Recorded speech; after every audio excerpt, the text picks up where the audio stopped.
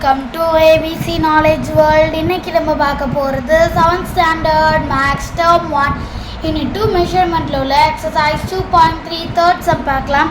The area of the trapezium is 1586 square centimeter. The distance between its parallel sides is 26 centimeter.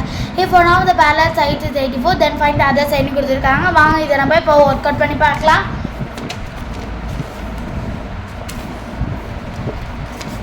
Area எவ்வளோ கொடுத்துருக்காங்கன்னா 158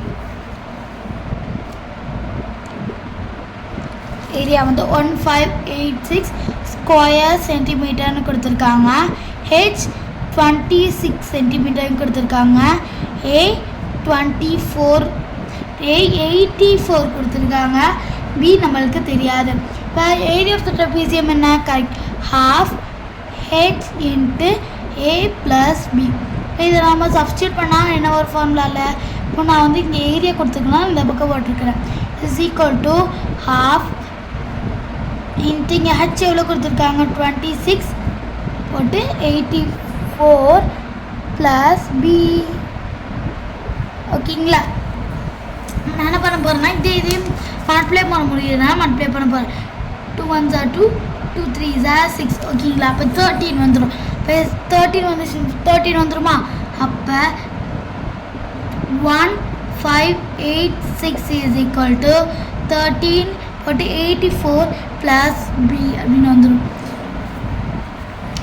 நம்ம என்ன பண்ண போகிறோம்னா இதையும் நம்ம என்ன பண்ண போகிறோம்னா டிவைட் பண்ண போகிறோம். இப்போ 1586 13 டிவைட் பண்ண 13 1s are 13, ரிமைன் 2 ஒரு 8, 13 2s are என்ன 13 2s are 6.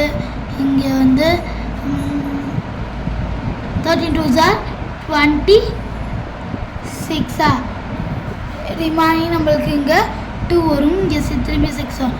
இப்போ 122 வரும். இப்போ 122.